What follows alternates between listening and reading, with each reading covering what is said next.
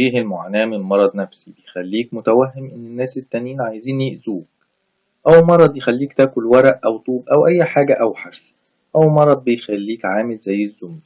في حين إن أمراض ممكن تحصل بصورة طبيعية، ففي أمراض ممكن تحصل نتيجة جلطة أو إصابة في المخ.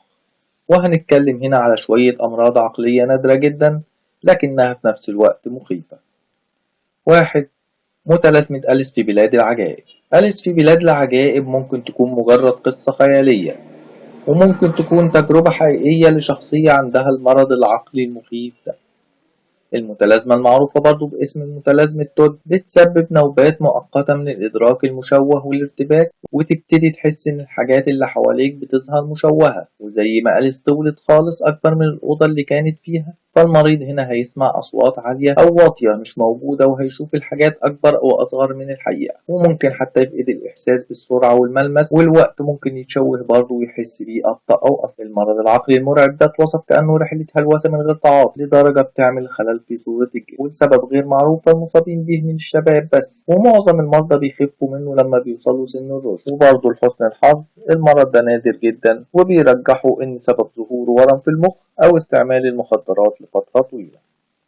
اتنين، متلازمة الإيد الغريبة. رغم إننا ساعات بنعمل إيدينا زي المخالب عشان نرعب الغير، لكن متلازمة الإيد الغريبة مش مجرد إننا بنتخيل إيدينا كمخالب، لكن المرض العقلي النادر ده حالة عصبية بتخلي إيدك تتصرف لوحدها من غير أي تناسق مع باقي الجسم، أكنها مش جزء من الجسم. والمرضى حكوا خبرات زي إنها كانت بتحاول تخنق الواحد نفسه أو الغير، أو تقطع الهدوم أو تخربش لدرجة خروج الدم. وعلى الرغم من إنه ممكن المرض ده يجي للأطفال، لكن الحالات غالبا بتكون لناس كبار، وبتتسمى برضه باسم متلازمة دكتور سترينجلون.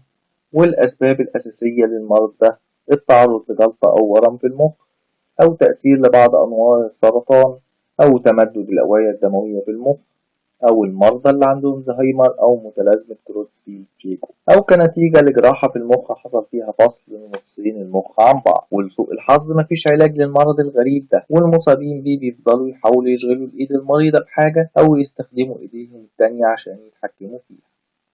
3، هوس البتر.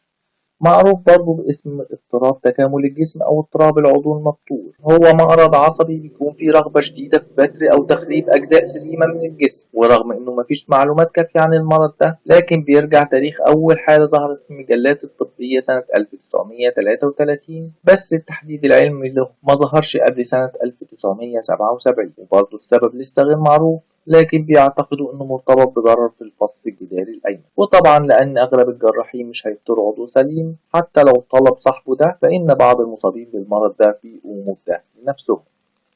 4، اكل الاعشاب. ممكن تكون عمرك ما سمعت عن المرض العقلي ده، لكنه حقيقي. المصابين بالمرض النادر جدا ده بيعتقدوا انهم بقر، وبيتصرفوا تماما زي البقر، لدرجة انك هتلاقيهم في الغيطان وسط البقر بيمشوا على ايديهم ورجليهم وياكلوا البرسيم اكنهم بقرة حقيقية. والمرضى دول مش بيحسوا انهم بيعملوا حاجة غلط وهم بيتصرفوا زي البقر، لانهم زي ما قلنا معتقدين انهم بقر. 5، الانسان الديني. زي هوس أكل الأعشاب، فإن اللي عندهم مرض الإنسان الديب بيعتقدوا إنهم اتحولوا لديابة وساعات أنواع تانية من الحيوانات، ويبتدوا يتصرفوا زي الحيوانات ويعيشوا في الغابات. والمرض العقلي النادر ده بيعتقد العلماء إن سببه الشيزوفرينيا.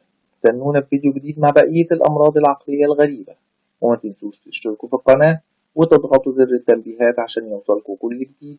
ولو الفيديو عجبكم اعملوا لايك وشير.